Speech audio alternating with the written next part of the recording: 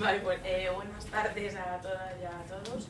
En primer lugar, darle las gracias a Libre por cedernos de nuevo este espacio para poder crear debate, ¿no?, en torno a la situación actual que estamos viviendo en el país, ¿no?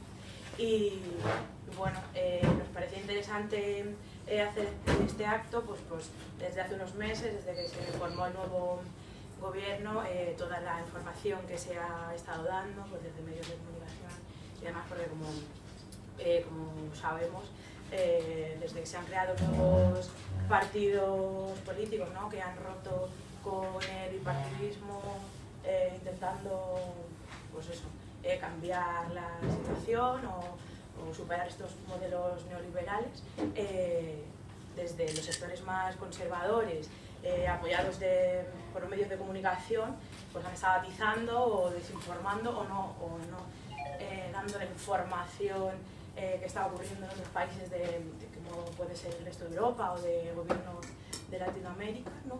Y por ello pues nos parece interesante que nos juntemos y debatamos pues, con diferentes experiencias en otros países o lo que va a comentar mi compañero Raúl, de comunidades autónomas dentro de España. Así que bueno, voy a presentaros a Raúl, Raúl Camargo, es exdiputado de la Asamblea de Madrid por Podemos y bueno, seguro que ya le conocéis, así que vamos a empezar ya, que lo más interesante va a ser la parte del debate, ¿vale?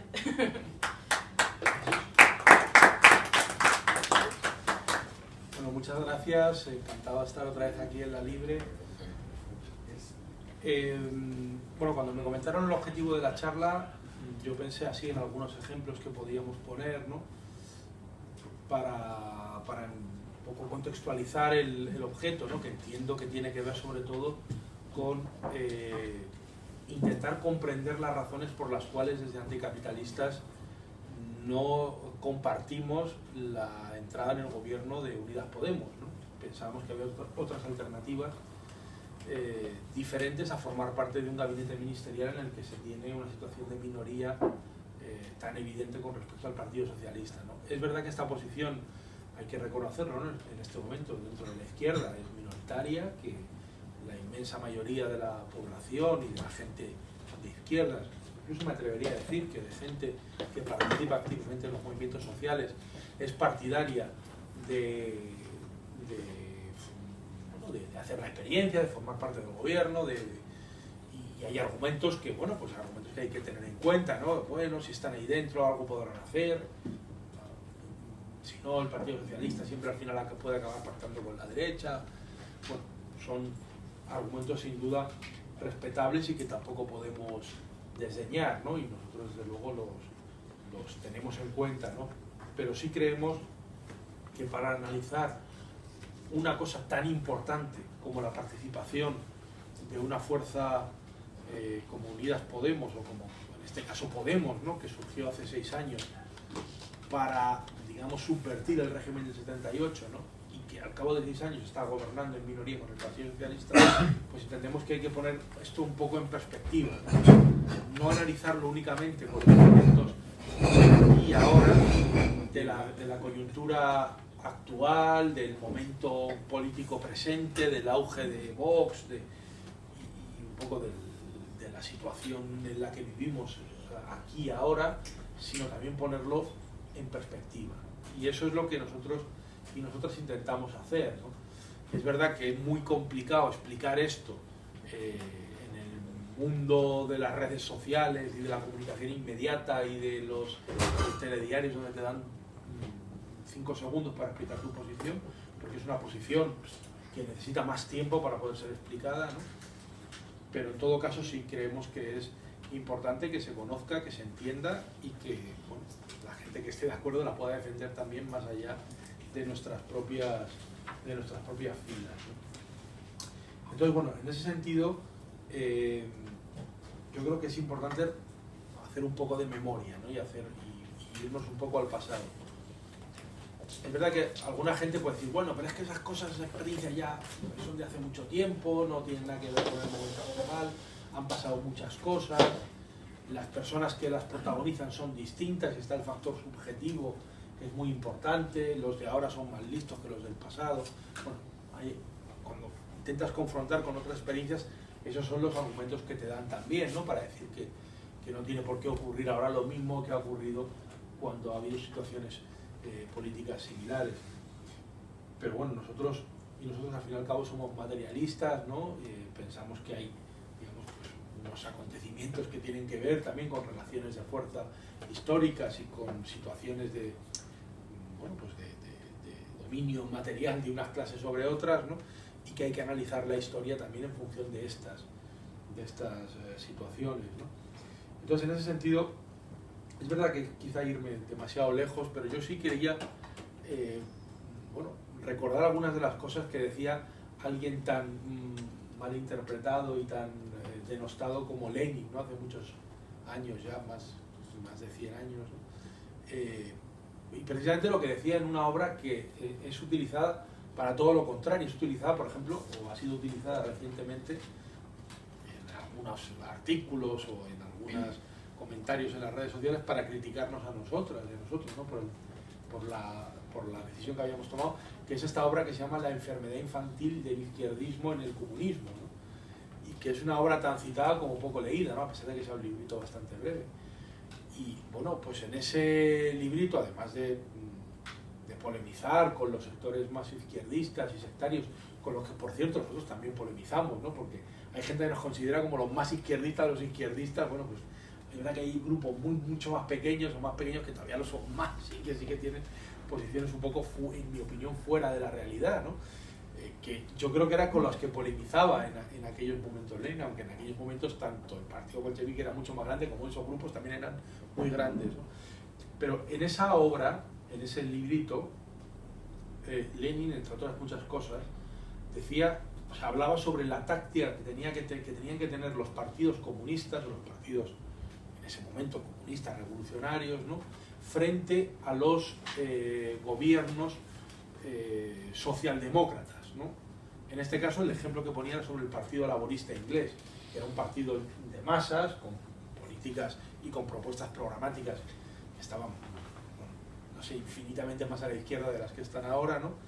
Pero él, o sea, él hablaba desde un punto de vista, claro, de un partido revolucionario que aspiraba a transformar la sociedad de arriba abajo, no a modificar algunas cuestiones dentro del sistema, ¿no? Dentro del capitalismo, sino hacer y entonces decía que cuando había situaciones en las que dependía del partido comunista de turno, ¿no? Defender que no gobernara, digamos que no entrara el partido conservador inglés, en este caso, ¿no? La derecha, y que había un partido con raíces obreras o con vínculos con el movimiento obrero, que no era el Partido Comunista, pero que, digamos, eran defensores a ultranza del capitalismo, ¿no? Bueno, pues lo que había que hacer es relacionarse con ellos con una metáfora que creo que es bastante afortunada, que era como la soga sostiene al ahorcado, ¿no? Decía Lenin. Es decir, sujetarlos,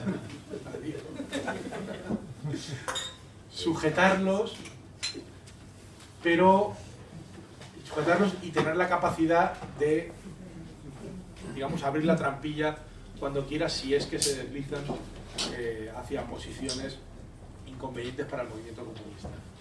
Entonces, bueno, esto fue una táctica que Lenin un poco demandaba para todo el movimiento comunista internacional, ¿no? Y era, nosotros tenemos que tener en cuenta las aspiraciones de la mayoría de la clase obrera, ¿no? Que obviamente son contrarias a las propuestas que hacen los conservadores, los defensores de la derecha, de los patronos, de la burguesía, pero no tenemos que pringarnos en la gestión, digamos, capitalista del Estado, porque eso, es verdad que estamos hablando de un contexto revolucionario, ¿no? Que ahora no lo hay, pero bueno, creo que también es importante conocerlo, ¿no? Eso, digamos, si nos metemos en la gestión capitalista del Estado, en muy poco tiempo estaremos deslegitimados también ante las clases trabajadoras para poder abordar la transformación general de la sociedad. Entonces decía, tenemos que acumular fuerzas en la sociedad, no separarnos completamente de la conciencia general de las masas y por tanto no decir que da igual que gobierne la derecha a que gobierne el centro izquierda o la socialdemocracia, porque no da igual para la inmensa mayoría de las clases trabajadoras, pero no vincularnos, digamos, no meternos de lleno en la gestión del Estado capitalista, porque eso sí que nos va a alejar de forma casi definitiva de los objetivos, digamos, de transformación revolucionaria de la sociedad.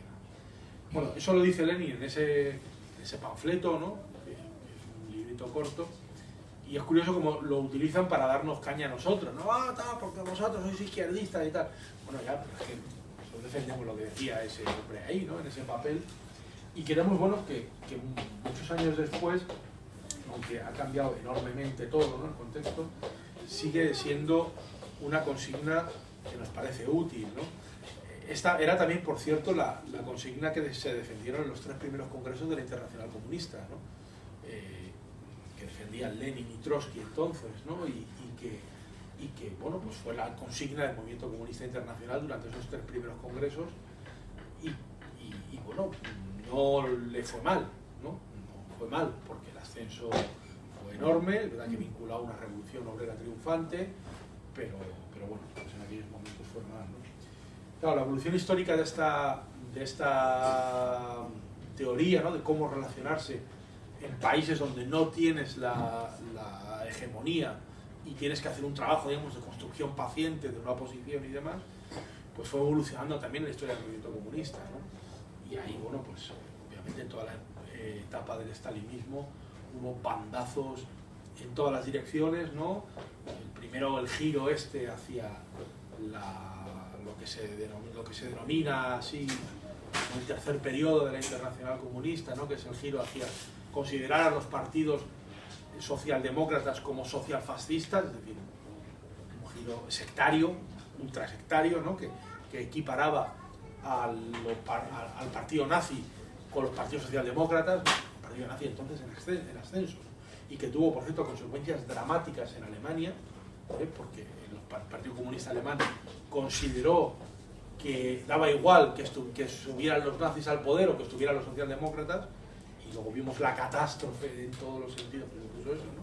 O sea, un giro que tuvo consecuencias dramáticas, pero luego, al cabo de pocos años, a partir del año 36, hubo otro bandazo hacia la política de frentes populares, ¿no? Es decir, bueno, nos hemos equivocado, ¿no? Es verdad, los fascistas no son iguales que los socialdemócratas, ahora tenemos que hacer alianzas no solo con los socialdemócratas, sino también con partidos de la pequeña burguesía o de la burguesía para frenar al fascismo, ¿no? Y esos acuerdos que obviamente, bueno, pues eran en algún caso, sobre todo en el terreno de la lucha o de los apoyos electorales, pues podían ser razonables, ¿no? Más en la consigna que desde el movimiento trotskista se denomina frente único, ¿no? Más que frente popular, ¿no? Más que hacer una alianza política, electoral y de todo tipo, pues era hacer una alianza social donde pudiera haber fuerzas que presionaran y que influyeran en ese sentido. Pero bueno, esa fue la consigna que después, a partir del año 36, adoptó los partidos comunistas, y que luego pues hemos visto que ha tenido un recorrido histórico bastante largo, ¿no? Es verdad que ha ido pasando por distintas etapas en función de cómo fue evolucionando la propia Unión Soviética, pero bueno, en el caso de la Europa occidental, años después, esa consigna de los frentes populares, luego refundada en el denominado eurocomunismo, ¿no? Que tuvo entre sus principales inspiradores a Santiago Carrillo, aquí en España, ¿no? Bueno, pues tuvo la virtud, ¿no? Si se le puede llamar virtud, de intentar conectar esas enseñanzas históricas que habían tenido del Frente Popular, eso daría para otra charla entera, ¿no? Y adaptarlas al periodo de los años 70 para decir que, bueno, pues en los sitios donde había dictaduras o donde había un ascenso de las fuerzas del entonces ya emergente neoliberalismo, había que aliarse con los partidos socialdemócratas en alianzas electorales y luego en gobiernos conjuntos para frenar a las fuerzas ya no fascistas, ¿no? Pero sí conservadoras o neoliberales. Entonces, bueno, toda esta introducción la hago para intentar aterrizar en los casos concretos que quería analizar, no solo de los últimos 20, sino más de los últimos 40 años, ¿no? Porque los últimos 20 hace poco, y tendríamos pocos ejemplos, porque ha habido un dominio de las fuerzas conservadoras muy extendido en estos últimos 20 años, ¿no? pero en todo caso los últimos 40 años sí que ha habido ejemplos concretos sobre lo que supone para un partido comunista o un partido que está a la izquierda de la socialdemocracia, digamos, meterse en un gobierno de mayoría social liberal, ¿no? Por decirlo, por utilizar el término, digamos, con el que nosotros caracterizamos a la socialdemocracia actual, porque claro, la socialdemocracia, la que se llama ahora socialdemocracia, ya no es como la socialdemocracia de los años 70 o incluso 50, 60 en Gran Bretaña, en Alemania, en los países del centro de Europa, ¿no? No tiene nada que ver. Aquellos partidos, bueno, pues defendían una especie de keynesianismo fuerte, con una intervención muy fuerte del Estado, incluso con sectores públicos potentes, ¿no? Con nacionalizaciones de sectores estratégicos, que ahora eso ya no está en el orden del día, y bueno, pues se limitan a la gestión del neoliberalismo con un talante un poco más social que el de la derecha, pero en definitiva gestionan todos el mismo sistema económico. Entonces, bueno, el primer ejemplo un poco de esta plasmación del eurocomunismo, ¿no? Lo tenemos en la denominada Unión de la Izquierda, que tuvo lugar en Francia en el año 81. Esta Unión de la Izquierda ya proviene de un antiguo programa que el Partido Socialista y el Partido Comunista acuerdan durante el año 74, ¿no? El año 1974 acuerdan un programa que es un programa que estaba bastante a la izquierda, ¿no? Bastante a la izquierda para los estándares de la época. Pues igual nacionalizaciones, subidas de impuestos, impuestos muy altos para las grandes fortunas, para las grandes multinacionales, en fin. Bueno, pues un programa socialdemócrata, pero de izquierda, ¿no? Entonces, bueno, pues ese programa y esa unión que se tiene en el año 74 pasa por distintas vicisitudes, por idas y venidas, acuerdos y desacuerdos. Finalmente, en el año 81, el que era entonces líder del Partido Socialista, François Mitterrand, gana las elecciones presidenciales, y una cosa bastante peculiar, pero que demuestra también la habilidad de este político y de los socialistas franceses, ¿no? Y que yo creo que aquí, si Sánchez fuera un poquito más listo, que yo creo que no lo es, ¿no? Lo hubiera hecho desde un poco antes y no tan tarde, y después de haber quedado tan desprestigiado, teniendo que convocar elecciones repetidas. O sea, Mitterrand, teniendo mayoría absoluta, es decir, no necesitando al Partido Comunista para nada para gobernar, decide en el año 81 meternos en el gobierno con el programa, con digamos la excusa de que ahora sí vamos a aplicar el programa común que habían acordado en el año 74.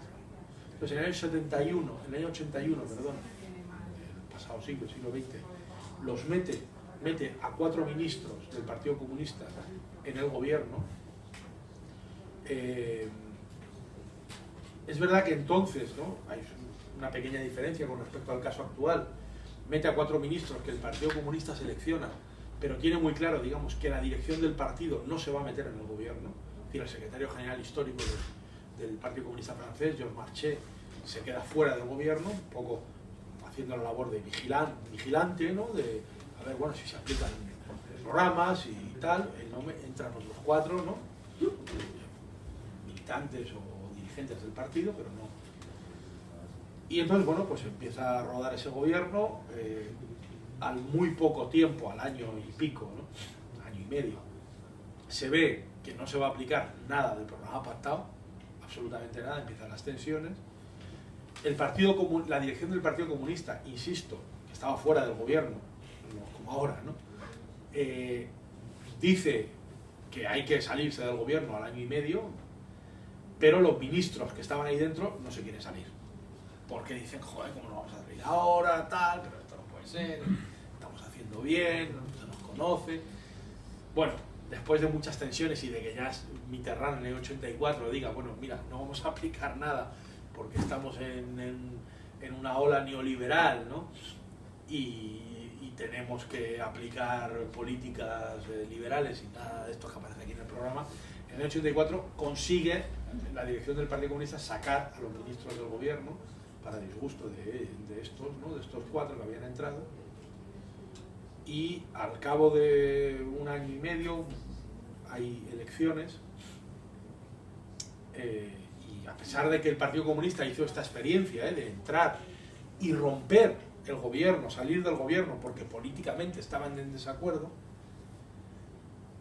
digamos que habían empantanado de tal forma su capital político que en las siguientes elecciones presidenciales sufrieron una bajada en la que perdieron prácticamente todos los votos que tenían, ¿no? Se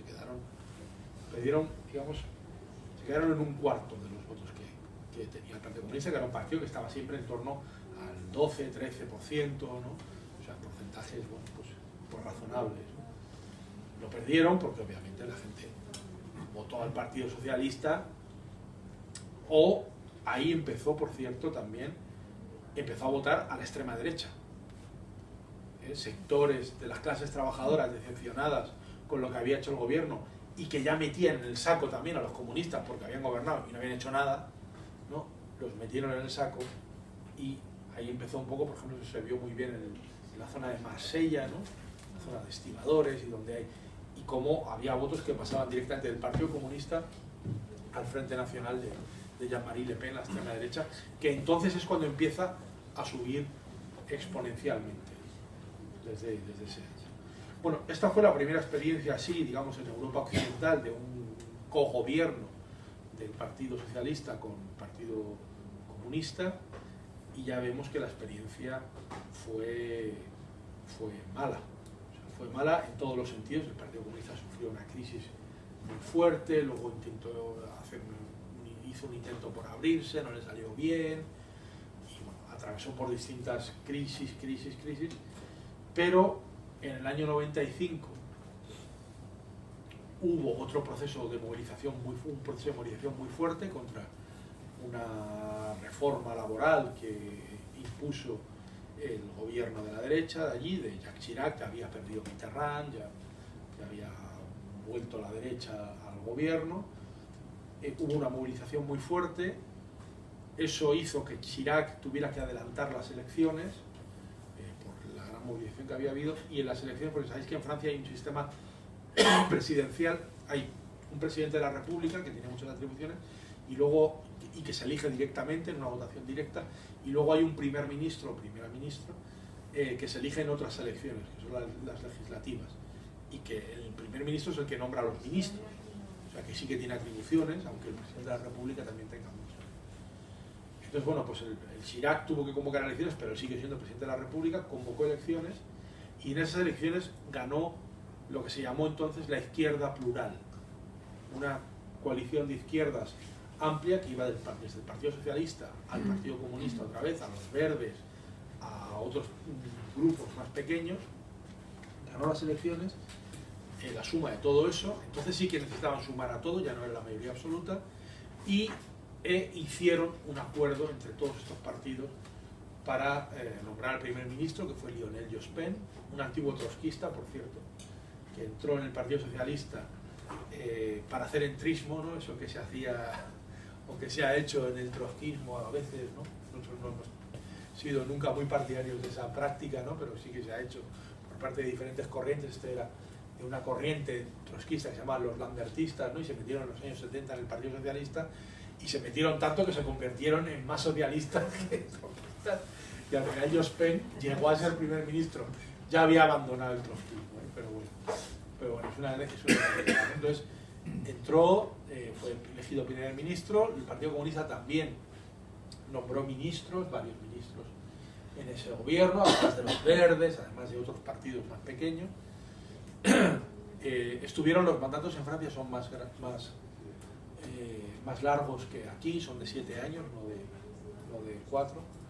Entonces, estuvieron gobernando 7 años, hicieron algunas cosas que, bueno, pues que no estaban mal, como la ley de las 35 horas, ¿no? En Francia, allí sí pusieron las 35 horas por ley, todos los trabajos, ¿no? Y esa la puso aquel gobierno y algunas otras cosas, pero luego, bueno, pues siguieron haciendo la gestión neoliberal, progresista, habitual de este tipo de gobiernos, ¿no?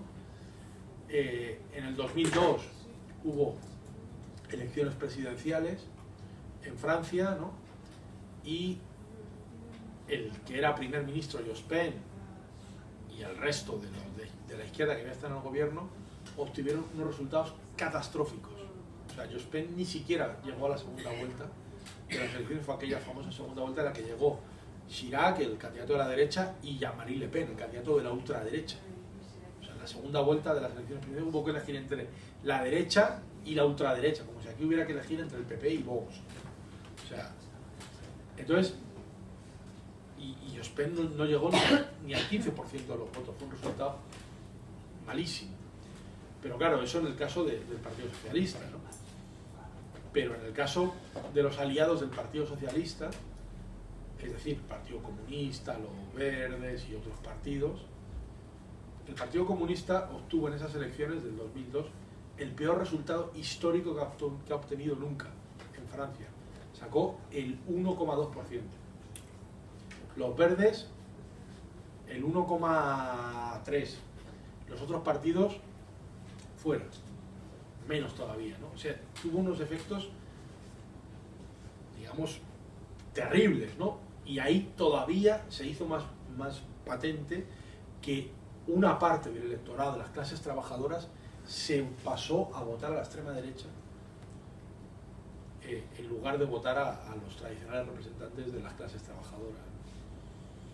Aunque bueno, en esas elecciones no todos fueron malísimas noticias, porque fueron unas elecciones en las que la Liga Comunista Revolucionaria, ¿no?, nuestros compañeros en Francia, obtuvieron el mejor, fueron la fuerza más votada de la izquierda a la izquierda del Partido Socialista, ¿no? O sea, no sacaron tampoco mucho, bueno, un 4 y pico %, pero con eso fueron la fuerza más votada de la izquierda a la izquierda del PS, ¿no? Claro, eso fue, bueno, porque se mantuvieron en la oposición, estuvieron en las luchas, en los movimientos, defendieron que había una alternativa por la izquierda, tenía que haberla, al gobierno de la izquierda plural, y luego bueno, tuvieron un líder que era una persona que era muy bueno en la televisión y que lo hacía muy bien y tal, y bueno, ellos tuvieron un resultado, claro, que fue una cosa, ¿no? Un partido trotskista que superaba a todos los partidos comunistas y tal, y sacaron casi 2 millones de votos, la Liga Comunista Revolucionaria. O sea, para que veáis un poco cuál era la situación en aquel momento. Entonces, bueno, pues estos dos casos de Francia, que Francia es el país central para entender la política en Europa, ¿no? O sea, cuando en Francia hay un movimiento, cuando en Francia pasa algo, desde la Revolución Francesa, luego tiene repercusiones en el resto de Europa, ¿no? Aunque normalmente van en diferido, tardan.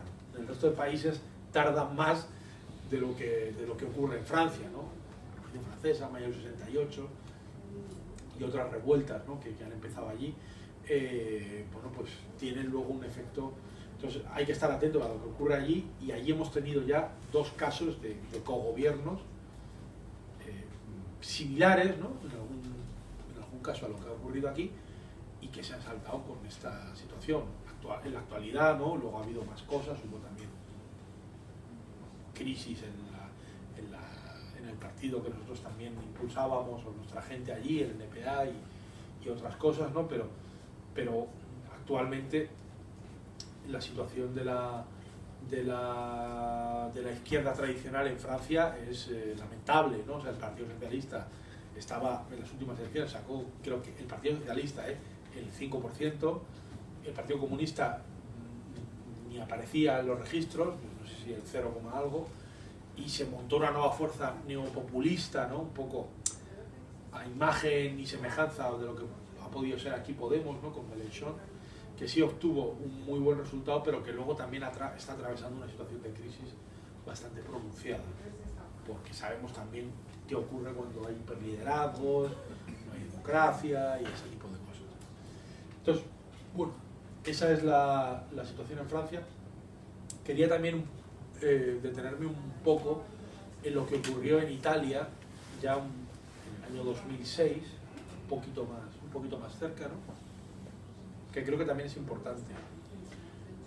Ahí, bueno, sabemos que en el año 94 ganó Berlusconi y este modelo de derecha rancia, con conexiones con el poder económico, con la mafia. Bueno, hubo una época de una situación bastante lamentable también en Italia, ¿no? En el año 2006, después de varios intentos fallidos, ¿no?, se conformó una amplia coalición, ¿no?, que se llama el Olivo, para derrotar a la derecha, En esa coalición no estaba la fuerza fundamental de la izquierda de la socialdemocracia, ¿no? Que era entonces Rifondazione Comunista. Rifondazione Comunista es una escisión del PCI, ¿no? Una escisión, una continuación del PCI, pero de lo que quedó, ¿no? Que no se pasó, digamos, al bando de la socialdemocracia, ¿no? El PCI, el Partido Comunista Italiano. Y bueno, pues ahí quedaron los cuadros comunistas y la gente joven pues, que quería seguir luchando, y el Rifondazione tuvo un papel muy destacado en todo el auge del movimiento antiglobalización en Italia en los primeros 2000, ¿no? Aquellos foros sociales que hubo en Génova, en Florencia, o las movilizaciones que hubo a escala internacional. El Rifondazione era una fuerza muy implantada, muy metida, y que llegó a contar, bueno, pues como 20.000 o 30.000 militantes que lo eran de verdad, o sea, que estaban en los sitios, en los movimientos.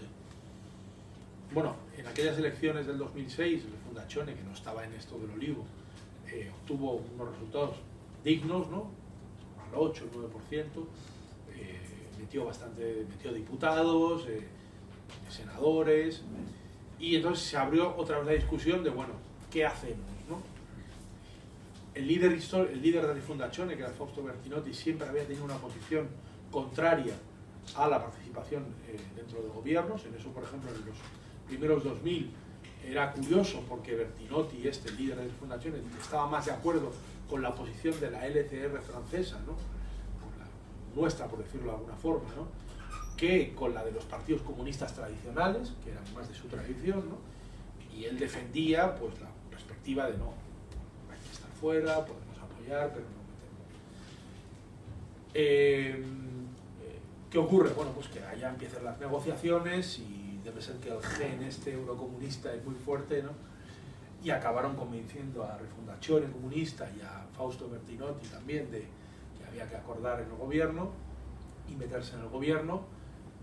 Rifondazione se metió en el gobierno, a Bertinotti lo nombraron presidente del Congreso, ¿no? No el presidente aquí, la presidenta del Congreso y tal, un puesto que, bueno, pues es simbólico al fin y al cabo, pero bueno, con eso le contentaron. Y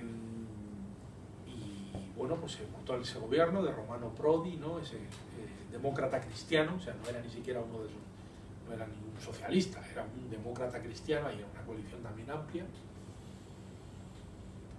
El gobierno estuvo, ya sabéis que la política es muy inestable, que hay crisis cada 2 por 3, ¿no? En ese grupo parlamentario de Rifondazione Comunista había compañeros que eran de nuestra internacional, ¿no? de un grupo que se llamaba entonces Sinistra Crítica, era una corriente dentro de Rifondazione que está ligada con nosotros aquí, y había diputados y senadores, y entonces en aquellos años volvió una campaña que empezó Estados Unidos con la guerra en Afganistán, otra vez, y entonces como Italia formaba parte de la coalición con Estados Unidos, dijeron que Italia tenía que participar en la campaña que iba a abrir Estados Unidos en Afganistán, pero tenía que votar el presupuesto para la guerra, para participar en la guerra, en el Congreso y en el Senado. Nuestros compañeros dijeron que eso iba contra el programa que les habían votado, que eso era una cosa gravísima. Recordemos, bueno, que la gran escisión entre la Primera y la Segunda Internacional fue por votar los créditos de guerra en la Primera Guerra Mundial, ¿no? En Alemania, ¿no? Y bueno, nuestros compañeros pues mantuvieron la posición, no votaron no votaron esos créditos de guerra. Entonces parecía que iban a caer, que el gobierno iba a caer y tal. Al final consiguieron el apoyo de la derecha para que le votaran los créditos de guerra. Entonces, aunque nuestros compañeros votaron en contra, pues los créditos de guerra se aprobaron. Pero en Italia, ya les digo, es muy difícil mantener un gobierno durante mucho tiempo, es un sistema político bastante inestable y con muchos partidos. Y entonces el gobierno acabó cayendo al cabo de un año y pico. ¿Qué pasó en esas elecciones? Y luego, y más allá, ¿no? Porque no solo lo que pasa en las elecciones. Bueno, en esas elecciones, Rifondazione Comunista, que insisto, era un partido que tenía 20.000 militantes y que tenía, no sé, 30, 40 diputados y 20 senadores o algo así, bueno, los perdió todos, desapareció directamente, o sea, desapareció, no quedó ni uno, desapareció de las cámaras, se quedó como una fuerza extraparlamentaria, perdió los militantes a un ritmo, bueno, inédito, ¿no? Hasta el punto de que ahora es una fuerza política en Italia, porque sigue existiendo, van arrastrándose, ¿no? Pero sigue existiendo, que no tiene 1000 militantes, o sea, apenas llega a los 1000 militantes. Y desde ese momento, desde aquel gobierno de Romano Prodi, desde la, digamos, la debacle de Rifondazione Comunista, no ha vuelto a haber izquierda parlamentaria, ¿no? En Italia, no ha vuelto. Porque quien ocupó luego ese espacio fue una fuerza populista, pero xenófoba, anti-inmigración, como el movimiento 5 estrellas, ¿no? Montado por un cómico de la televisión, tal, y que además, bueno, hay cosas que suenan, que no suenan, ¿no? Todo se votaba por internet, una plataforma además que es bastante opaca, que no sabe bien ahí eso cómo va, tal, y eso es quien ha ocupado el espacio de la izquierda en Italia en los siguientes 7-8 años, donde ahora mismo en Italia no hay izquierda, no existe la izquierda. Está la extrema derecha de la Liga Norte, que ha estado gobernando, ahora ha salido el gobierno, pero que sigue teniendo los porcentajes de voto más altos y que puede ganar las próximas elecciones. Otro partido de extrema derecha que está pujante también y que va creciendo. El Partido Democrático, que es algo que está a la derecha del PSOE de aquí. Y luego, bueno, partidos pequeños, este movimiento 5 estrellas, que está ahora mismo en descomposición también, porque han gobernado con la Liga Norte y eso les ha hecho que se vayan a descomponer, pero una situación tremenda donde no existe la izquierda. Claro, hay que analizar por qué no existe la izquierda en Italia, ¿no? ¿Qué ha pasado en Italia? ¿Qué ha pasado para que una fuerza que era tan fuerte y que tenía ahora mismo? Pues pasó lo mismo que pasó con el Partido Comunista en Francia, que se metieron a gobernar en minoría con partidos que defienden el statu quo, el sistema, el neoliberalismo, y la gente que les sostenía, que es gente trabajadora, que les vota porque creen que son distintos a todo lo demás, cuando entran a gobernar y se demuestra que al final acaban haciendo lo mismo que los otros, los dejan de votar, y el problema es que ya no te vuelven a votar. Porque esa gente que te vota es gente que es muy crítica, que tiene otra concepción, ¿no? Y tiene que pasar algo, tiene que haber un movimiento fuerte o algo para que se pueda renovar el mapa y pueda volver a haber una izquierda, y eso en Italia lamentablemente no lo ha habido. Entonces, bueno, esta fue la situación que ocurrió allí, ¿no? Y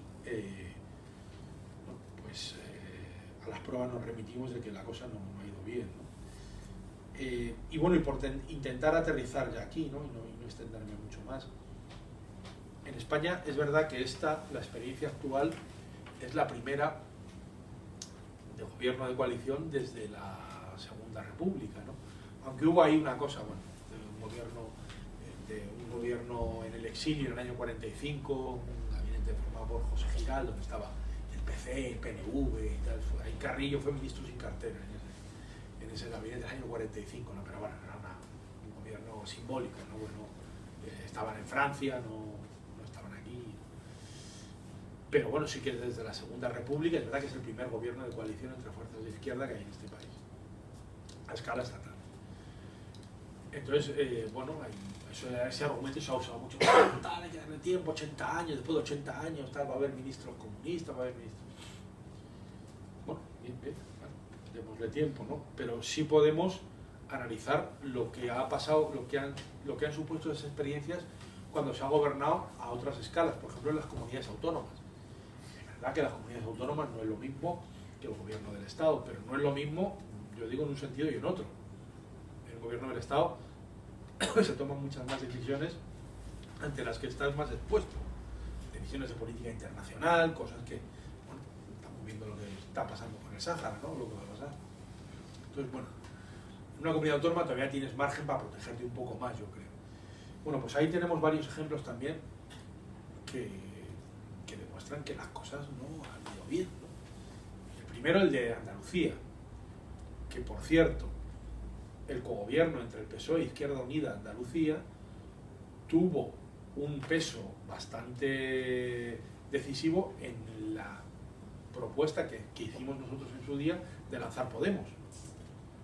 O sea, cuando se demostró que la estrategia de Izquierda Unida era entrar masivamente en gobiernos con el PSOE y cogobernar con ellos, como ya estaban haciendo en Andalucía y como anunciaban en ese momento que iban a hacer en el gobierno del Estado en las siguientes elecciones, anunció Cayo Lara, ¿no? Bueno, nuestro modelo es el gobierno andaluz, eso lo vamos a replicar. Bueno, como pensábamos que había una ola que venía todavía del 15M, que no estaba por eso, que había gritado en las calles PSOE, PP, la misma mierda es, y que no quería, digamos, que pues esto, los gobiernos con el PSOE Izquierda Unida, que ya muchos municipios habían experimentado, ¿no? Aquí, por ejemplo, ¿no? En Leganés, también con poco éxito, ¿no? Para la parte débil, ¿no? Del gobierno, y en otros municipios del sur de Madrid también hubo muchos cogobiernos de estos PSOE Izquierda Unida, incluso en algunos con mayoría absoluta, ¿no? Como Fuenlabrada. Bueno, pues esa orientación de Izquierda Unida tuvo mucho peso cuando nosotros dijimos, bueno, hay que lanzar algo porque aquí ha habido una ola movilizadora, impugnadora del régimen, que estos tíos lo único que quieren ahora es, bueno, pues que les voten los que han salido a las calles, les voten a ellos para hacer lo mismo de siempre, ¿no? Gobernar con el PSOE, aplicar las políticas neoliberales, pero con un tinte un poco más progresista y colocarse a ellos en los cargos. Bueno, esa idea de necesitamos una alternativa a esto, también entonces la tenía en su cabeza Pablo Iglesias, ¿no? Y nosotros cuando hablamos con Pablo Iglesias para lanzar Podemos, esta era, necesitamos algo que esté delimitado frente a eso, que tenga claro que hace falta construir una fuerza impugnadora, una fuerza antineoliberal, amplia, con mucha gente, pero que tenga claro que su objetivo, digamos, es plantear una alternativa, lo que nosotros llamamos alternativa constituyente, es decir, que apueste por procesos constituyentes, por no tener que someterse a las reglas que están ya marcadas y fijadas en la Constitución, sino que apueste por superar este régimen que tantas cosas había heredado del franquismo y que trate de ir más allá y construir una nueva relación de fuerzas y trate de... Sabemos que para eso, bueno, a lo mejor no se va a ir, no se puede ganar a la primera, como ellos lo dijeron, ¿no? Pero sí se puede ir acumulando fuerzas para que haya una fuerza que conecte un poco con todas estas aspiraciones que habían surgido en aquel movimiento. Entonces, eso tuvo mucha fuerza. Vimos además muy pronto cómo aquel gobierno PSOE-IU, que tenía pactada un programa, incluso tenían pactado una reforma agraria, tenían pactado un banco público, o sea, tenían cosas más fuertes de lo que pactaron, de lo que han pactado estos ahora en el programa. Eso, enseguida Susana Díaz dije, bueno, esto yo no lo voy a cumplir, ¿sabes? Al cabo de año y medio los echó del gobierno, directamente a Izquierda Unida, porque esto le estaban reclamando, que se aprobaron lo que habían pactado, y dije, vieron una situación económica distinta, no puedo aprobarlo. Los echó del gobierno, luego convocó elecciones, ya con Podemos allí, Izquierda Unida pasó de tener 15 a tener 5. ¿No? De 15 a 5. Y ojo, también habían dicho, no, nosotros defendemos el programa y por eso nos ha echado. Hemos defendido el programa y por eso nos ha echado el gobierno, ¿no? O sea que no aparecieron como que estaban ahí agarrados hasta el último momento. La gente no diferenció y dijo, estos cabrones cuando han gobernado han hecho lo mismo.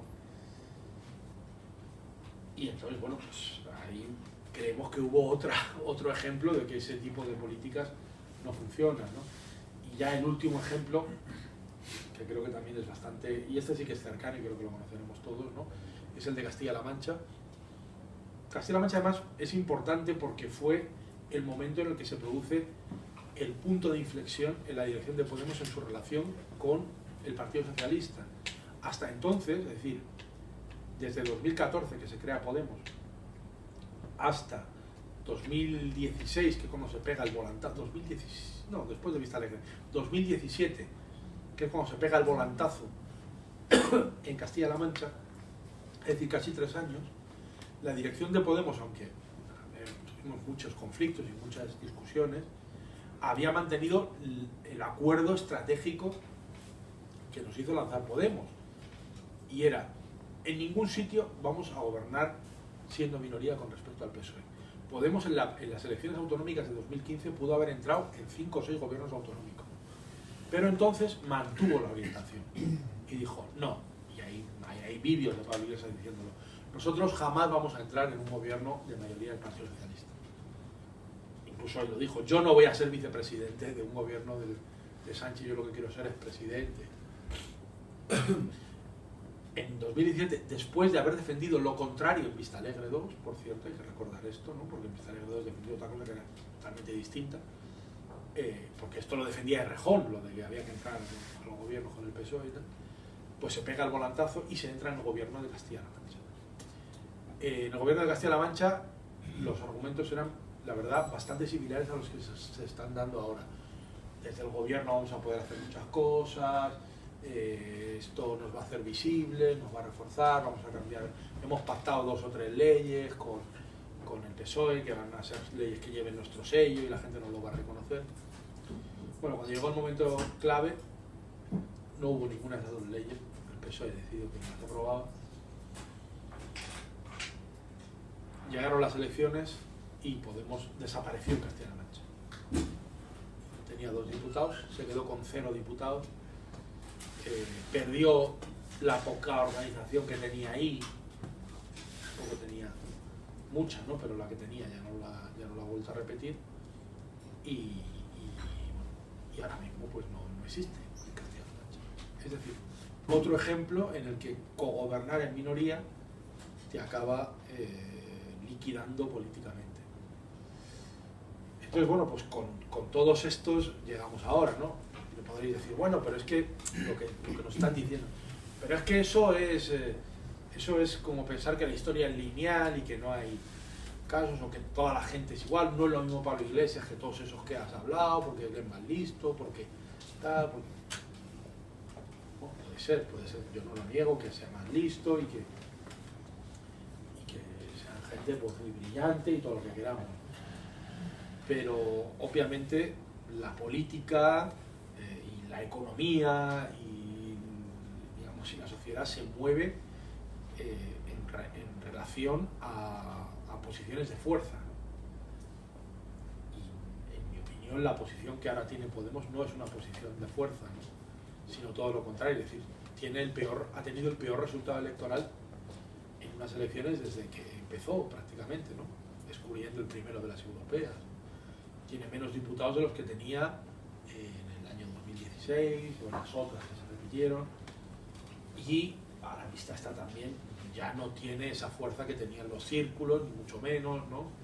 Y la militancia que queda pues es sustancialmente menor, ¿no? Entonces, claro, pensar que con eso tú vas a poder influir a un partido socialista, que no es solo un partido con sus militantes y tal, sino que es la expresión, ¿no? Política de unas determinadas élites económicas, élites sociales y élites políticas, y que además es uno de los pilares fundamentales, si no el pilar fundamental del régimen que se construyó en el año 1978 y frente al que Podemos había venido a luchar, ¿no? O sea, pensar que con eso, pues yo creo que es bastante bueno, pues, ingenuo, en mi opinión, ¿no? Ingenuo. Entonces, claro, ¿qué se nos puede decir? No, pero es que vosotros vais por delante, tendréis que esperar a que haya problemas para criticarlo en ese momento y hacerlo desde dentro. Y nosotros decimos, no, nosotros no nos movemos de esa forma tan oportunista, ¿no? De estar dentro de una organización con la que ya no compartimos prácticamente nada, esperando que cometan un error para intentar luego darles el hachazo en un congreso que no sé qué. Además, tampoco la organización de Podemos está pensada para que pueda haber distintas sensibilidades dentro, eso es así, ¿no? No está pensada para eso. Es un modelo plebiscitario donde el que gana pues se lo lleva prácticamente todo y donde no hay marcos de discusión colectiva ni órganos para poder... Entonces, bueno, pues en ese sentido, cuando el acuerdo estratégico por el que lanzamos Podemos entendemos que se ha roto ya definitivamente, pues hemos decidido o hemos empezado la discusión política en el seno de anticapitalistas para terminar nuestra relación con Podemos, hacerlo de forma bueno, pacífica, ¿no? No montando escándalos, hacerlo de otra forma, ¿no? Como se han hecho este tipo de cosas en el pasado, pero hacerlo, digamos, con la fuerza de las ideas que hemos defendido siempre y que vamos a seguir defendiendo, ¿no? Entonces, bueno, no creemos que lo que yo he estado contando aquí ni lo que defendemos sea una posición extravagante, ni que sea de loco, ni siquiera eso que nos decían, ¿no? Que tengamos miedo a gobernar. Nosotros no tenemos miedo a gobernar, de hecho gobernamos el Ayuntamiento de Cádiz, ¿no? Y pues no pasa nada, ¿no? Se hacen cosas, se intenta remunicipalizar servicios, las participaciones, pero lo hacemos, digamos, solitario, y con la táctica que defendimos pasamos del 20 y pico % de las elecciones anteriores al 43% en estas, que por un concejal no hemos sacado mayoría absoluta, ¿no? O sea, que tan mal no se habrá hecho en una capital de provincia, que fue la única, porque Barcelona sabemos que se la han quedado porque votó Manuel Valls a Ada Colau, pero no porque hubiera ganado, ¿no? Entonces, bueno, pues el único ayuntamiento del cambio que se ha mantenido ha sido ese, por decirlo claramente, ¿no? Entonces, bueno, pues no es que tengamos miedo a gobernar, si pudiéramos lo haríamos, pero lo haríamos de otra forma, claro, no para hacer lo mismo que hace el Partido Socialista o por hacer maquillarlo un poquito. Entonces, ¿qué se nos puede decir? Ahora van a hacer cosas que estén bien, han quitado lo de los despidos con las bajas, ¿no?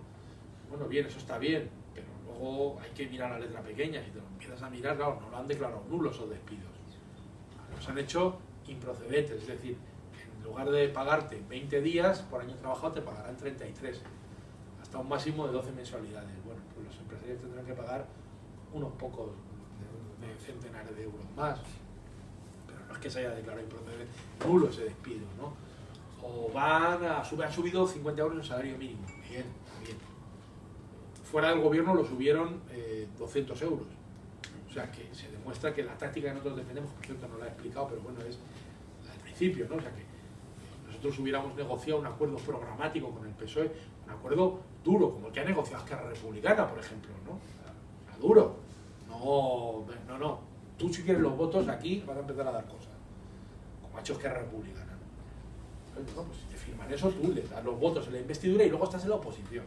Y cada medida se la critica. Si, por ejemplo, ahora no te tendrías que comer los sapos de lo del Sáhara. Tendrías que salir a decir que lo que diga la ministra de Exteriores es lo que defiende el gobierno, lo que defiende Podemos, o con el tema de las devoluciones en caliente, ¿no? Y la política represiva de Grande Marlaska en interior contra los inmigrantes y contra los refugiados. Puedes tener margen de autonomía táctica, apoyar para que no entre a la derecha, pero tener margen, como hacen, por cierto, los compañeros del Bloco de Izquierda en Portugal o del Partido Comunista Portugués también, ¿no? Que siguen esta táctica. Esa táctica es verdad que no les ha hecho propulsarse electoralmente, pero sí que van aguantando, aguantan, están en un 10% y ha habido elecciones y se han mantenido. Vamos a ver cómo queda Unidas Podemos en las próximas elecciones. Vamos a ver. Ahora va a haber 2 elecciones, por cierto, en Galicia y en Euskadi. Atentos a esos resultados. Atentos a esos resultados. Van a ser las primeras. Atentos. Entonces, bueno, yo creo que, ya digo, lo que defendemos es una posición que está muy meditada, que se basa en ejemplos históricos, que se basan en analizar la historia política de los últimos 50, 70, incluso 100 años, ¿no? que tiene en cuenta las transmisiones que ha habido y los debates históricos que ha habido en el seno de la izquierda, y que aunque ahora pueda parecer un poco extravagante, bueno, creemos que es una posición que no está pensada para el cortísimo plazo, sino una posición pensada para el medio y el largo plazo, porque bueno, la reconstrucción de una izquierda que aspire a transformar la sociedad o a hacer la revolución, que es lo que nosotros queremos, ¿no? No queremos simplemente una izquierda pues, que esté ahí en los gobiernos gestionando el capitalismo, pues para eso hace falta plantearse los problemas también a medio y largo plazo, ¿no? Entonces, bueno, por eso defendemos lo que defendemos. Y ya me callo y hablo mucho tiempo. Pues palabras.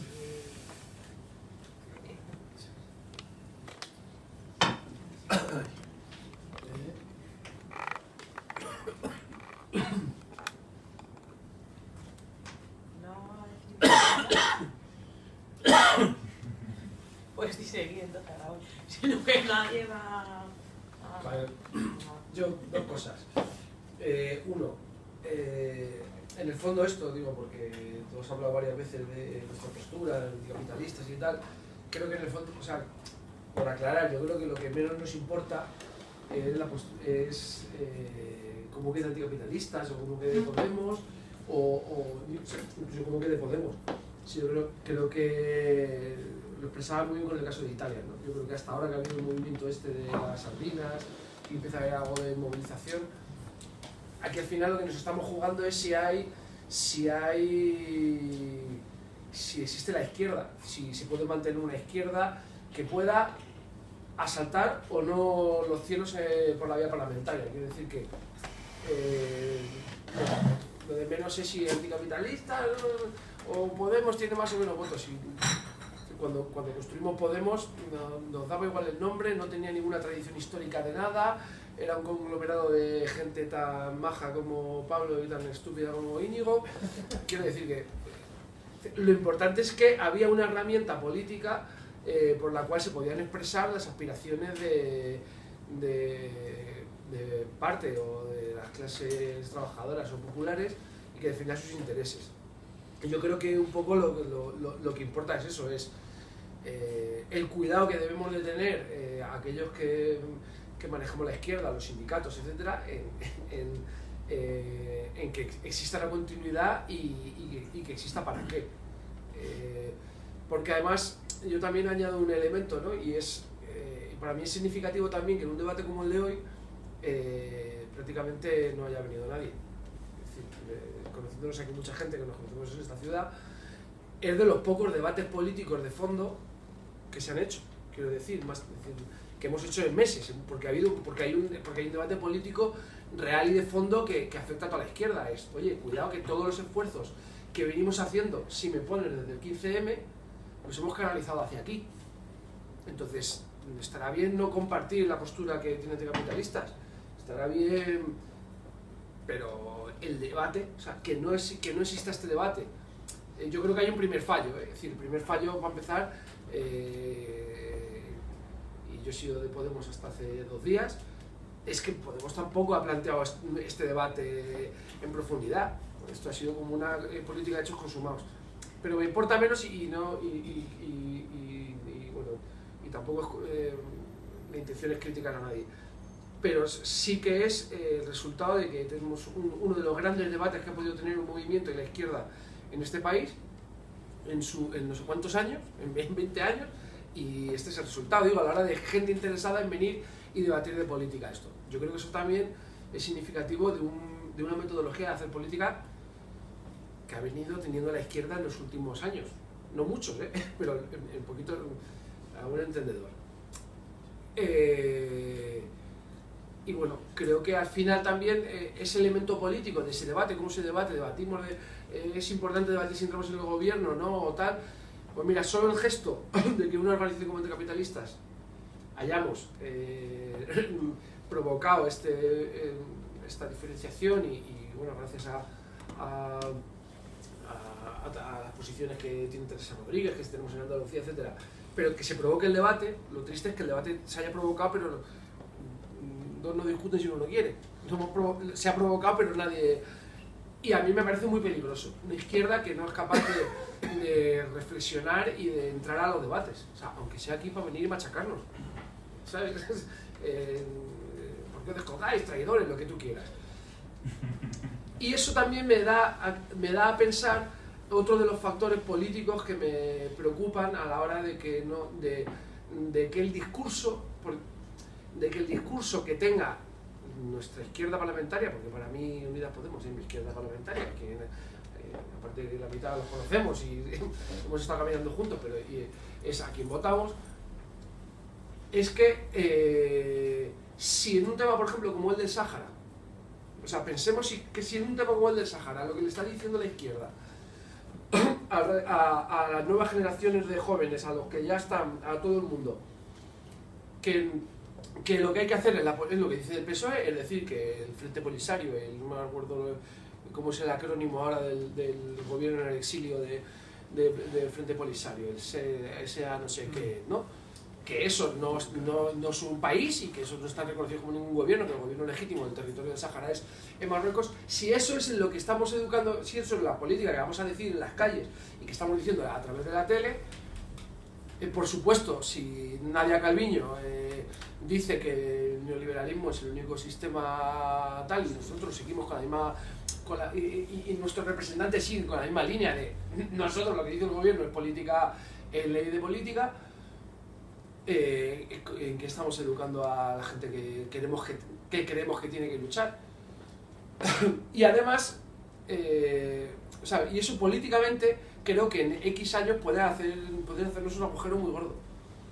O sea, toda la de Italia, ¿no? Que está prácticamente está desaparecida la izquierda a nivel parlamentario y tal, y yo insisto, a mí no me preocupa incluso más que el nivel parlamentario, es otro nivel, el nivel de necesitamos gente, parte de las clases trabajadoras que sepan lo que quieren y que sepan que hay que tumbar, que hay que intentar cambiar el sistema y que hay que luchar. Entonces, dejar esa cultura política y esa formación política y esa tradición y ese hilo rojo histórico, cortarlo así porque tenemos que decir lo mismo que hizo el gobierno, me parece una muy mala política con resultados muy nefastos a largo plazo. Y ya está. Y pobres saharauis. ¿Más palabras o...? Bueno, si nos animan a mí, yo sí quería comentar un par de cosillas. Lo primero, me parece, Raúl, muy ilustrativa tu introducción de la participación. Creo que el debate le ha dado la clave también, Geray. Falta debate y se echa de menos cierta participación y ahí un poco esa reflexión, ¿no? Pero creo que también hay dos conflictos que están latentes en torno a todo esto, más allá de lo que entendamos por la participación en las instituciones, que yo, bueno, algunos que ya sabéis que no me atrae en absoluto. Pero creo que sí que hay una evolución en el desarrollo de la izquierda en los últimos años que ha llegado a una casi parálisis total. Es decir, hay varios hitos a lo largo de los últimos años que reflexionar sobre ellos y cómo la izquierda ha reaccionado, que es una vez que acaba pues el periodo de Bill Clinton, pues, al comienzo del siglo XXI, llega Bush, llega por otro lado Merkel, aquí tenemos a Aznar, tenemos el trío de las Azores y aparece el asunto de las Torres Gemelas. El monstruo de 7 cabezas crece como nunca jamás ha existido. El capital, el ejército, la política, ensombrece todo a nivel global toda la política, ¿no? Y eso ha favorecido un desarrollo de nacionalismo, de Estado a rancio, ¿no? Pero a la vez coincidía con un desarrollo económico que nos ha hecho creer que en Occidente se vivía un poco como con perros atados con longaniza. Y eso ha generado, sobre todo en la primera década de este siglo, yo creo que ha generado el mayor de los problemas a resolver, y es que también ha habido un conflicto generacional muy difícil de salvar, y es que no es muy difícil recordar que en aquellos años decíamos dónde estaba la gente joven, ¿no? Así que en la primera década de este siglo los movimientos sociales estuvieron muy parados y sobre todo la gente joven. Así que ahí yo entiendo que hay una cadena donde un eslabón se rompe y no se ha vuelto a unir. Y, quiero decir, los movimientos sociales, sindicales, los movimientos obreros se mantienen gracias a que generación tras generación somos capaces de ir dando relevos en la antorcha para que se mantenga encendida. Y eso es lo que estamos teniendo ahora, que se apague. Ponías el ejemplo de Italia y tal. Es decir, que dentro de lo que es independientemente de la política parlamentaria, ya digo que yo creo que es parte del debate, pero no todo, lo que nos encontramos es que esto nos ha llevado a una situación de parálisis por no saber responder ante esa situación de crecimiento de las fuerzas reaccionarias y del capital, unidos con lo peor de toda la tradición militar de Europa, que nos ha llevado a un sentimiento de frustración y de parálisis del que no sabemos salir. Así que el asunto es más aún de fondo, es decir, más allá del asunto estratégico, electoral. yo creo que el asunto va más allá, ¿no? En esa situación, ahora mismo, esta gente prácticamente hace lo que quiere. Y si entendemos ese monstruo de 7 cabezas como un ente que es capaz de equilibrar el poder en función de dónde está la visibilidad, pues va a ser muy difícil afrontar esa pelea. Si se puede atacar una de las cabezas, vamos a decir la cabeza institucional, pero está la cabeza jurídica que va a hacer caer cualquier otro movimiento social que sea capaz de suponer una alternativa a esa situación política. Y si no, tendremos la cabeza militar. Y esto se ha mantenido desde siempre, pero en estos momentos el poder que han acumulado en los últimos 20 años es descomunal. Es descomunal, y no solamente eso, no tiene ningún temor a arrasar con todo el mundo, que no. Perdona que estoy un poco con alergia, o sea, no. Dilo, coronavirus. Venga, pues ya se ha terminado esto. Y entonces, yo creo que lo que está detrás del debate es ser capaz, de alguna manera, de recuperar esa tradición obrera, luchadora, con aspiraciones de subvertir el actual sistema y con aspiraciones realmente revolucionarias, ¿no? Más allá de lo que entendamos, o no por aspiraciones estratégicas.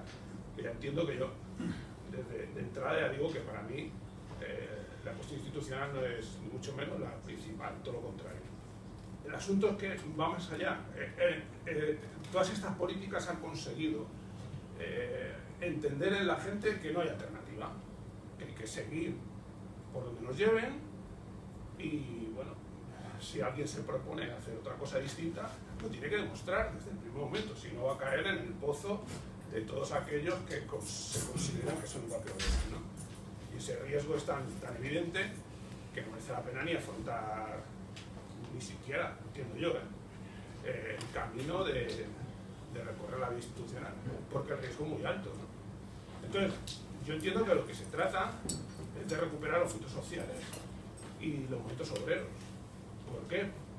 Porque ahora mismo la división social es tan grande que cualquier cosa que construyamos inevitablemente tiene que pasar por un comienzo de construcción desde lo más abajo, y lo más abajo está completamente alejado de las instituciones. Entonces el camino está, para mí, está fuera de las instituciones, está en otro lado, porque hay una bolsa de pobreza tan enorme que ni siquiera se plantea desde una postura crítica no votar. Yo puedo hacerlo desde una conciencia más o menos elaborada y tal. La gente no lo hace porque sencillamente entiende que está fuera de todo, y lo que hay que darles herramientas para construir o reconstruir su vida, y a partir de ahí una conciencia crítica. Bueno, también digo algo un poco, ¿no? Pero va por ahí. Vale, sí, contesto si queréis. Bueno, sobre lo que decía ayer ahí, de acuerdo, ¿no? O sea, yo lo enfoco un poco desde anticapitalistas, pero es verdad que esto, bueno, pues no es nuestro principal objetivo es que si el gobierno fracasa, el gobierno de coalición, ¿no? Y eso se lleva por delante o deja muy mermado a la alternativa que pueda suponer ahora Unidas Podemos, pues que al menos quede una izquierda en la que la gente se pueda referenciar, ¿no? Sabemos que somos una cosa muy pequeña y tal, pero bueno, pues tenemos cierta capacidad, cierto conocimiento, cierta capacidad de articulación ya, y bueno, pues no, o sea, para nosotros no hacemos un balance catastrófico de nuestros años en Podemos, ¿no? He leído por ahí algunos que dice, había gente que decía que es que habéis hecho entrismo en Podemos, pero bueno, qué falacia, ¿no? Entrismo ha hecho otra gente que venía de otras organizaciones en Podemos, ¿no? Pero si nosotros lo fundamos, ¿cómo va a hacer entrismo, ¿no? O sea, nosotros lo fundamos esto, y bueno, pues en estos años también hemos aprendido cosas, y yo creo que nos vendrán bien para el futuro, ¿no? Pero es verdad que hace falta algo que haya conectado, digamos, con épocas pasadas, y que en el futuro se pueda proyectar si, no digo yo que esto vaya a pasar, si el cataclismo de la izquierda parlamentaria llega a ocurrir, ¿no? Porque bueno, no hay muy buenos antecedentes, ¿no? O sea, ya los hemos visto. Y sobre lo que hizo el compañero, sobre lo de la política parlamentaria, bueno, es verdad, ¿no? Yo creo que lo fundamental es intentar reconstruir luchas, movimientos y a eso yo creo que nos vamos a dedicar ahora sobre todo, ¿no? Pero es verdad que tampoco puedes pasar completamente de las instituciones ni de los parlamentos, porque el problema es que ellos no pasan de ti. O sea, si no estás ahí o si no tienes gente ahí, te acaban aplicando barbaridades que por mucho que estés organizado y con luchas muy fuertes, al final no los consigues tumbar, ¿no? Mira, por ejemplo, ahora en Francia, ¿no? Llevan 4 meses de huelga, han estado 4 meses de huelga indefinida. Han hecho de todo ahí, ¿no? De todo. Han sacado hasta los de la ópera, han hecho huelga, han sacado a todo el mundo. Y al final llega el Macron y lo aprueba por decreto, la reforma de las pensiones, ¿no? O sea, entonces, claro, también necesita gente ahí. No digo que eso sea lo más importante, porque es verdad que no lo es. Y sin fuerza afuera, los que tienes ahí están vendidos. Yo he sido diputado 4 años y yo sé lo que es estar ahí y vamos, y no puede hacer nada, ¿no? Aunque teníamos mucha más fuerza de la que tienen ahora, ¿no? O sea, teníamos el 17% de los votos y 27 diputados, o sea, nunca ha tenido la izquierda en Madrid, la izquierda alternativa, esa cantidad de diputados como los que tuvimos de la pasada legislatura aquí, ¿no? Y no hemos podido hacer prácticamente nada, ¿eh?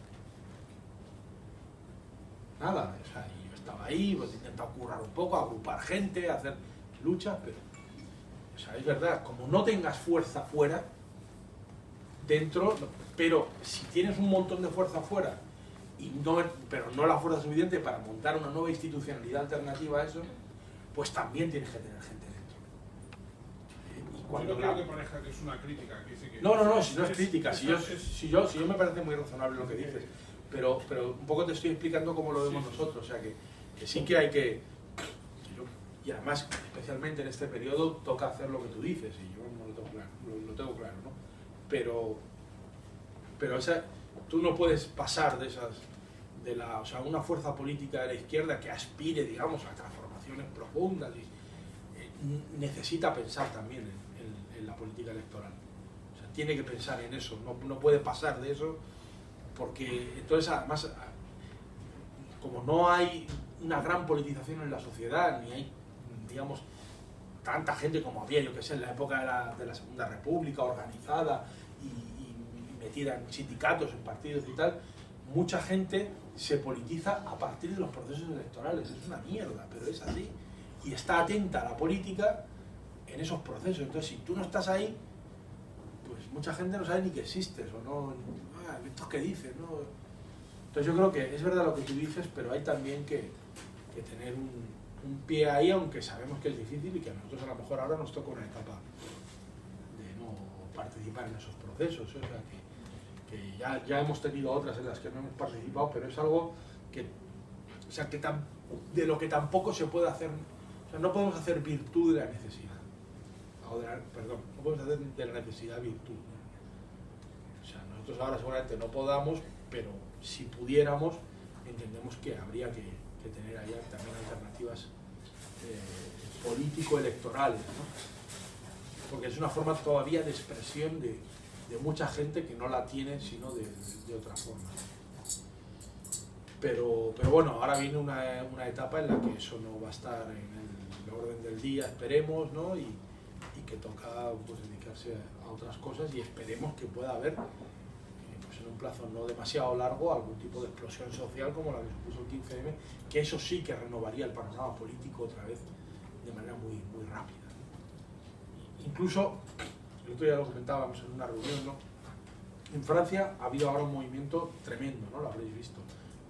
Primero el de los chalecos amarillos y luego el de las huelgas reconductibles, que se llaman allí, son huelgas, o sea, indefinidas, que las van haciendo, digamos, cada 2 o 3 días en una empresa, pero que están constantemente haciendo huelga, ¿no? Han estado durante 2 meses.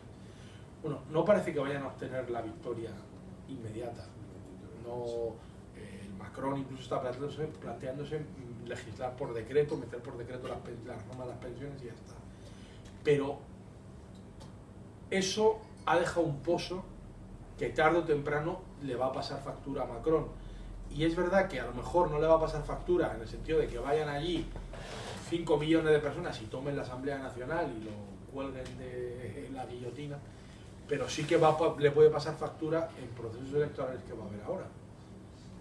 Y eso, hombre, pues que echen a este y caiga por haber impulsado la reforma de las pensiones implica que el próximo que venga se lo tiene que pensar. Ya sabemos que estamos en niveles distintos, pero eso ahora va a tener impacto, y de hecho ahí ya algunas encuestas, por ejemplo, pongo un ejemplo, ¿no? Nuestro compañero Philippe Poutou, que fue el candidato del NPA a las elecciones presidenciales en las últimas, ¿no? Bueno, como es una persona conocida y es muy simpático y se lleva bien con todo el mundo, ha conseguido que le elijan candidato para ser alcalde de Burdeos, o el consejo, no sé si es alcalde o el consejo de Burdeos, de toda la izquierda, o sea, le va a apoyar toda la izquierda. Los comunistas, la Francia insumisa, todo le van a apoyar. Y es un tío que es conocido en toda Francia, porque allí, aunque seas candidato de un partido de extrema izquierda, sales por la tele todo el rato y tal, y es conocido en toda Francia. Entonces, como ha habido este movimiento, y es un tío que es obrero, es obrero de una fábrica de la fábrica Ford que hay en Burdeos, ¿no? Es obrero de la cadena de montaje, vamos, o sea, de los que ponen las piezas. Y el tío es muy conocido y popular y tal, aunque no le votaran mucho en las presidenciales. Las encuestas le dan que está el primero, le superaría al candidato de Macron, ¿no? Ya sé que no, que es, bueno, joder, un movimiento de millones, han hecho huelgas, pero eso luego tiene traducciones en distintas etapas y en distintas expresiones políticas que acabarán, como aquí el 15M no consiguió ninguna victoria inmediata, pero luego, bueno, pues se creó una conciencia social de la hostia con el tema de los desahucios, aunque sigue habiéndolos, se creó conciencia con el tema de la educación pública y tal, y luego eso tuvo su peso en el apoyo que tuvo Podemos. O sea, sin el 15M Podemos no hubiera tenido esos apoyos. Entonces, bueno, pues ya digo, o sea, que hay ahí que ser pacientes también y que esperar a que haya nuevos procesos sociales en un mundo que cada vez va más rápido y donde cada vez las cosas se suben y bajan con más velocidad, y donde puede haber situaciones, por ejemplo, con esto del coronavirus, que ahora las coñas y tal, el problema es que esto puede crear una crisis económica de aquí te espero. Como esto dure 2 o 3 meses más, claro, el sector turístico español se va a hundir, pero irremisiblemente. O sea, como aquí se extienda, como se está extendiendo en Italia, van a chapar empresas, porque la temporada turística va a ser tal desastre que van a empezar y sabemos que el turismo es el principal sostén económico de este país. O sea, ojo lo que puede provocar eso también. Yo no quiero que pase eso y que la gente se vaya al paro, y por supuesto que no, pero que digo que hay tal debilidad, está todo sostenido con tal debilidad que cualquier acontecimiento, incluso un virus de esto global, se puede llevar por delante el sistema económico. O sea que ojo con la situación. Ya digo, nada está cerrado, la historia no está terminada, aquí no va a acabar nada. O sea, lo que hay que pensar es eso, tener un poco de mirada larga, ¿no? Como dicen los cursis, ¿no? Y pensar en que vamos a necesitar una izquierda que no esté subsumida, digamos, en la gestión neoliberal del país, y que a construir esa izquierda pues nosotros nos vamos a poner ya. ¿Alguien más quiere? Sí, pues nada, pues muchas gracias y